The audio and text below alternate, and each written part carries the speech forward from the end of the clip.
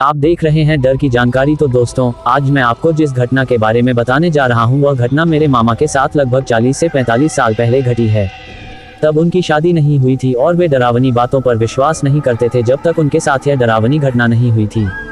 एक बार मेरे मामा ने पुणे, भारत के महाराष्ट्र के एक शहर में अपनी यजीदी बाइक से घूमने का फैसला किया और वे घूम ही रहे थे कि उन्होंने रात को वॉक करते हुए देखा और ये घर जाने का है। फिर वे घर जाने के लिए बाइक मोड़ ली और घर की तरफ तेजी से जाने लगे।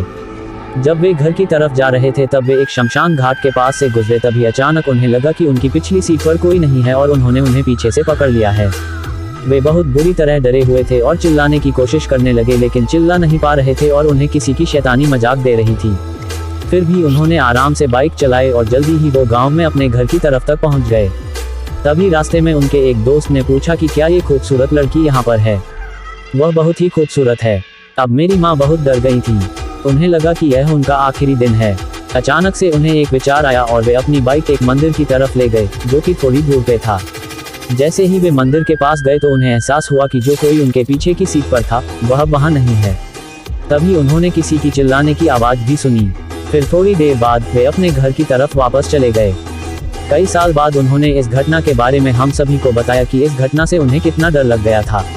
बाद में मेरे मामा को एग्जैक्ट वाली सच्चाई का पता चला कि जिस यजीदी बाइक से मेरे मामा पुणे गए थे, उस बाइक का सबसे पहले स्कूटर हो गया था और उसके मालिक की उस घटना में डायना की मौत हो गई थी, जिसके बाद से वह बाइक भूतिया हो गई थी।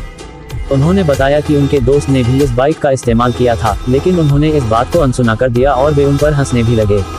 लेकिन अगर वह भूतिया बाइक चलाता था तो वह खूबसूरत लड़की थी जिसके बारे में उसके दोस्त ने उसे बताया था कि उसके पीछे किसी लड़की का मकान है। तो दोस्तों, ये कहानी यहीं समाप्त होती है। अगर आप हमारे चैनल पर पहली बार आए हैं तो हमारे चैनल को सब्सक्राइब कर ले, क्योंकि हम ऐसे ही वीडियो लाते रहते हैं। तो हम मिलते हैं कल एक नई स्टोरी के साथ। तब तक के लिए धन्यवाद।